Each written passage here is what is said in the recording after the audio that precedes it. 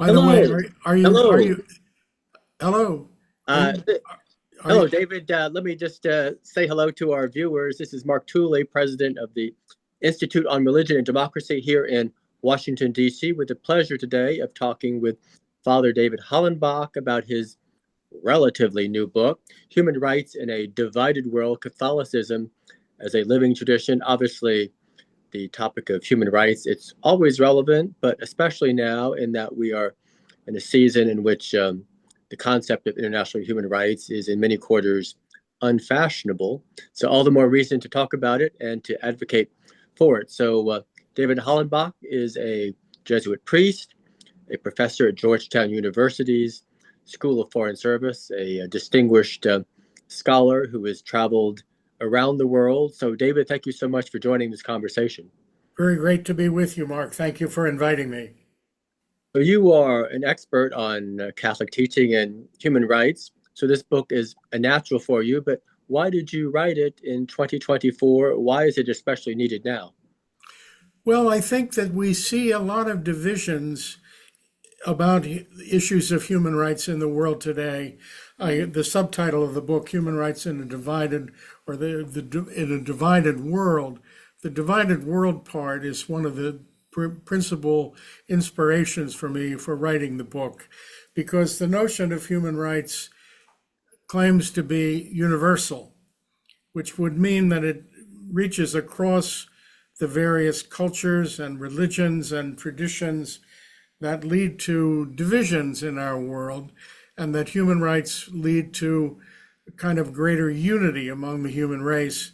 And the divisions that we're facing today, I think, are very important, raising challenges for human rights. And that's one of the reasons why I want to try to affirm human rights in the face of these divisions.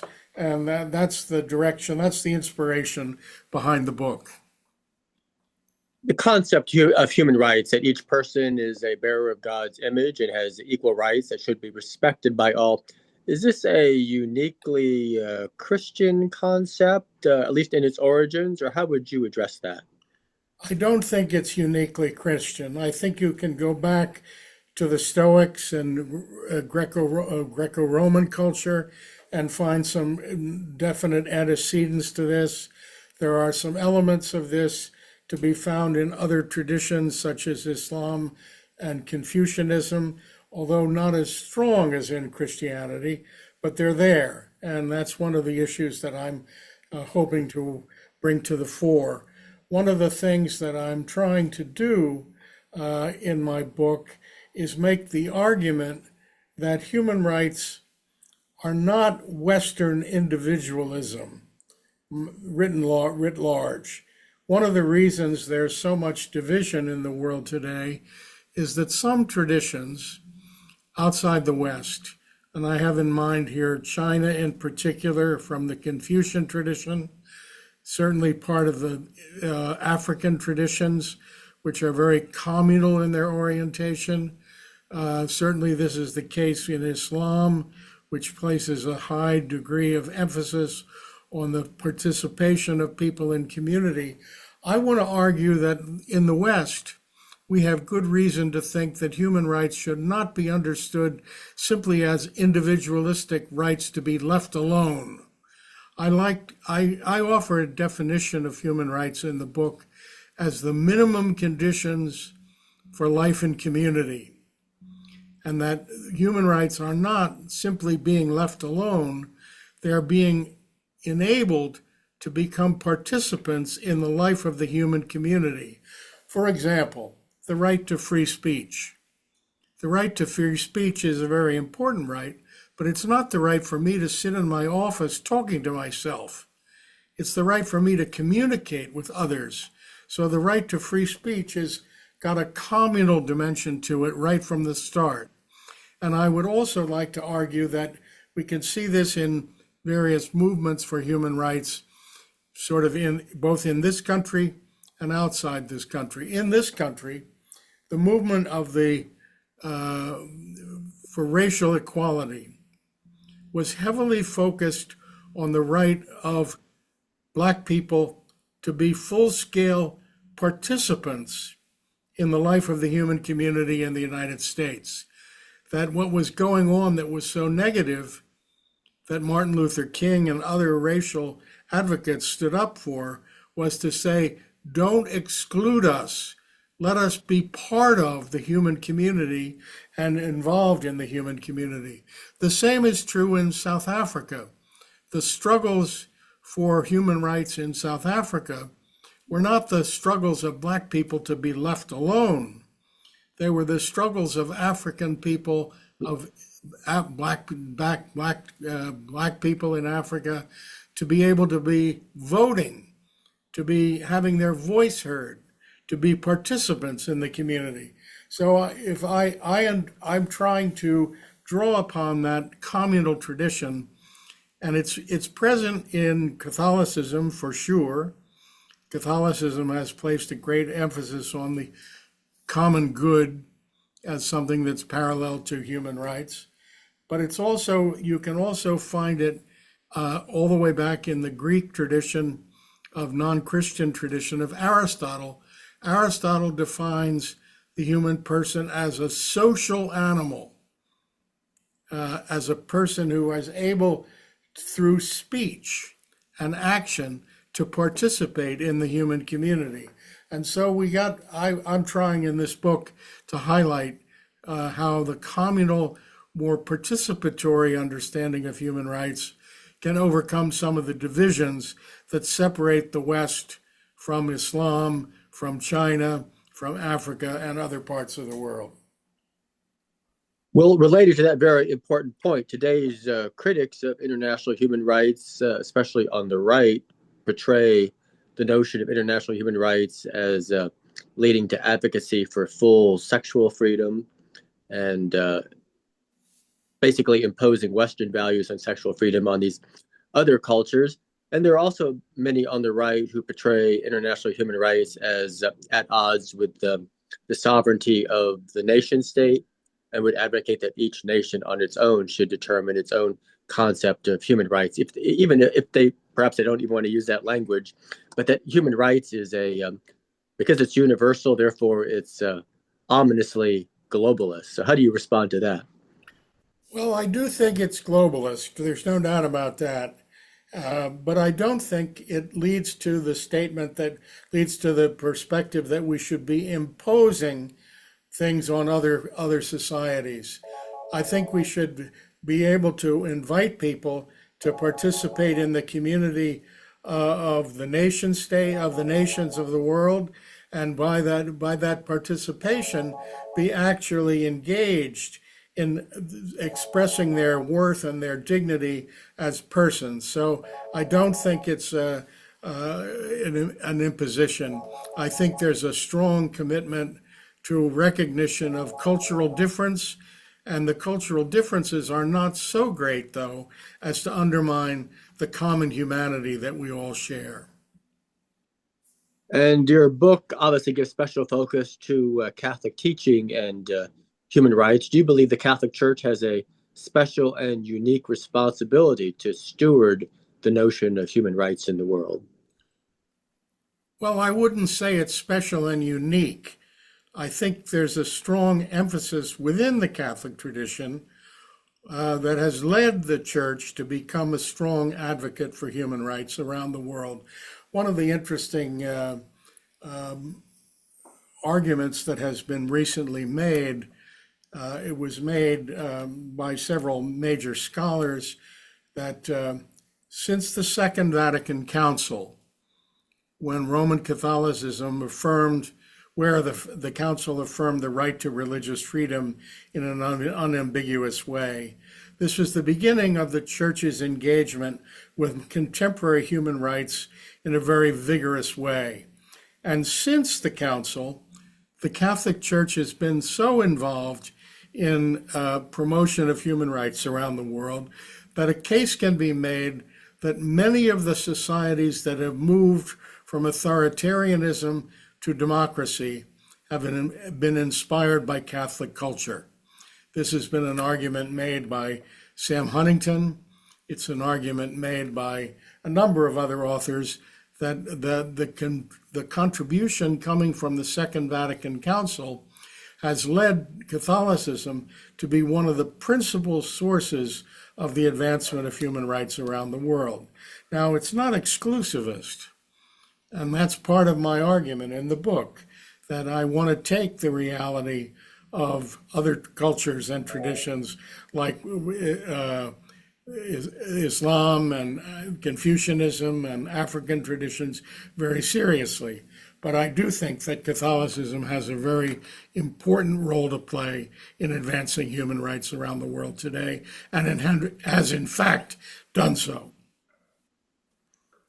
The United States over the last year has stepped back from its longtime role as an advocate for universal human rights. Many agencies and programs that advocated for universal human rights have been defunded or virtually abolished.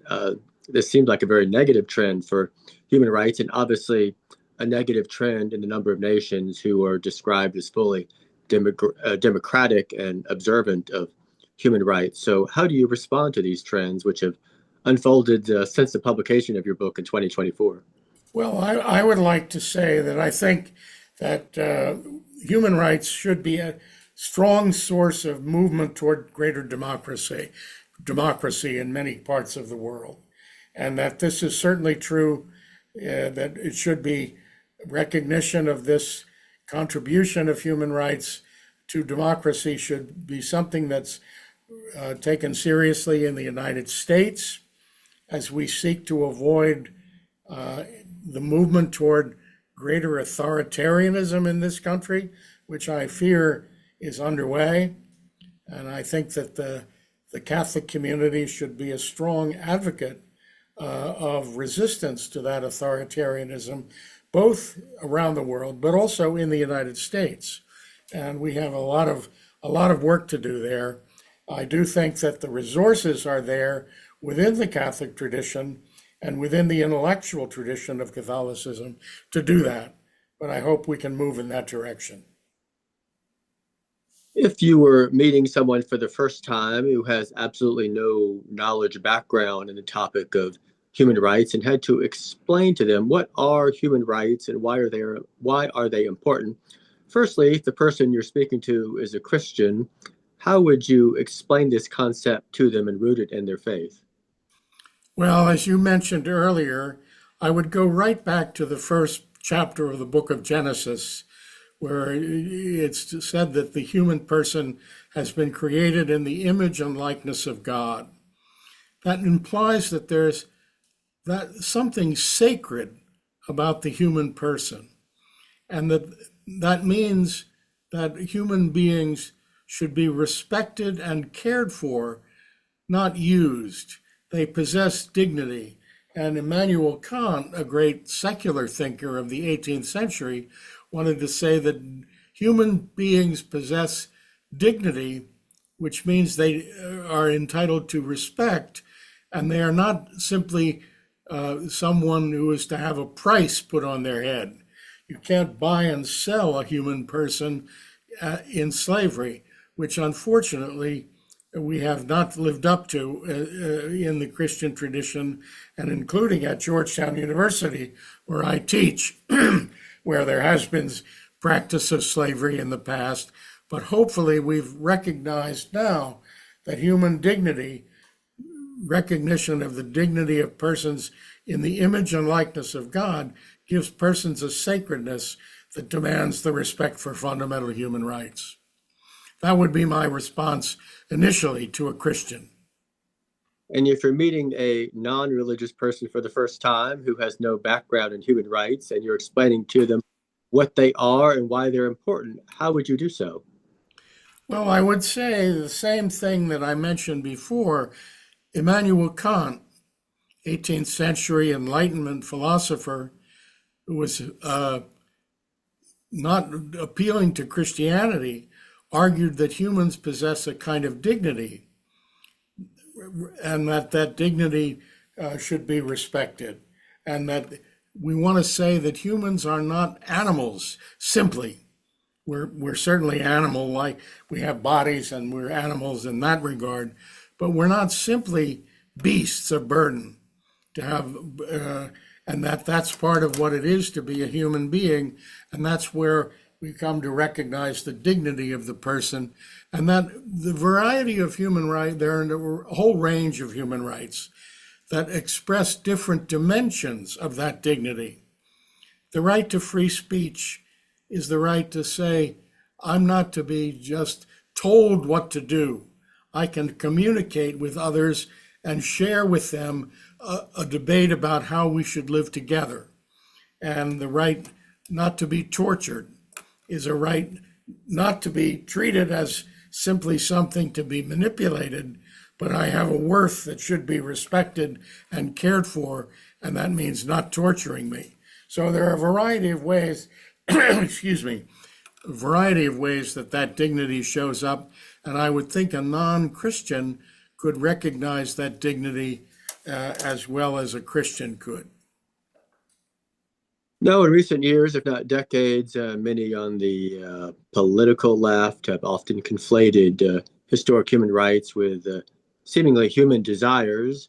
And in reaction, many on the right have reacted against the concept of human rights because of that conflation. How do you respond to that trend, and how do we sort out or make a distinction between human rights and human desires? Well, I would say a human right is something that's essential to the protection of human dignity and worth. And not all human desires need to be fulfilled in order to be living as a full human being. I have a desire, many people have a desire to have a lot of money, but that's not something that needs to be guaranteed to everyone. People should be able to participate and get a job and work to produce income. And so the right to work, the right to a just wage and so forth is legitimate, but it doesn't mean the right to be rich is something to be guaranteed for everybody. It's a question of determining what actually is required for human dignity and human respect, and that's where we draw the line. Now, there can be arguments about that, about where to draw that line, and that's a serious issue, and it's something that we need to follow up on. But the fact is that we can argue about it, and we can get clarity about it by that argument. Now, you've had and enjoyed a long life, a long career in the ministry and in academia. The state of human rights in America and in the world, is it better now than it would have been when you were a boy or a young man, or is it difficult to say? Well, I certainly think in recent years, it's been somewhat of a decline. We saw back a number of years ago when Jimmy Carter was president, he wanted to make human rights a central emphasis of U.S. foreign policy. I'm afraid to say that our current president doesn't seem to take that issue very seriously. So I think there's been a decline in respect for human rights and a move toward greater emphasis on authoritarian resources in the United States in recent years, especially in the Trump era. And so there's been a decline there. But that's where I think the need for the churches and for secular people as well to take a strong stand in favor of these human rights, because a lot is at stake. What's at stake is the worth and value of persons. And if we don't want to neglect that for sure, because that's so central to our moral life in general. Is it fair to say that Pope John Paul II was perhaps the Catholic Church's greatest and maybe even most successful champion of international human rights because of his role in rolling back the Iron Curtain, but also ushering in regimes with better human rights records in South America and elsewhere? Well, certainly Pope John Paul II played a major role there. And I think you could say the examples you used indicate that role was very important. The role that he played in Poland, which had an effect eventually in the Soviet Union and the entire Eastern Bloc, was really outstanding. Now, he was inspired in some ways by what happened at the Second Vatican Council, where the Second Vatican Council, which ended in 1965, which is a number of years before Pope John Paul II became Pope, the Second Vatican Council was a real inspiration for him in that regard. And that I think you could also attribute what happened at the Second Vatican Council on human rights issues, in particular, to Pope John the 23rd, who wrote in his encyclical letter Pacem in Terris, peace on earth. If you look at the first 25 paragraphs of Pacem in Terris, of peace on earth, it looks very similar to the Universal Declaration of Human Rights. So the church, back with John the 23rd, affirmed human rights in a very vigorous way, and I think that had an effect on Pope John Paul II as well. So I think you could say that he made a big difference, but I wouldn't want to say he did it alone. David, you have a copy of your book within reach that you can hold up? Yeah, I have it right here. I don't know whether you can see it or not. I think you're showing us the back of the book. No, that's the front of the book. Front? Oh, yes. Human Rights in a Divided World, Catholicism as a Living Tradition by Father David Hollenbach, a professor at Georgetown University's School of Foreign Service. David, thank you very much for a very informative conversation. Well, very good to be with you, Mark. Thanks very much for inviting me.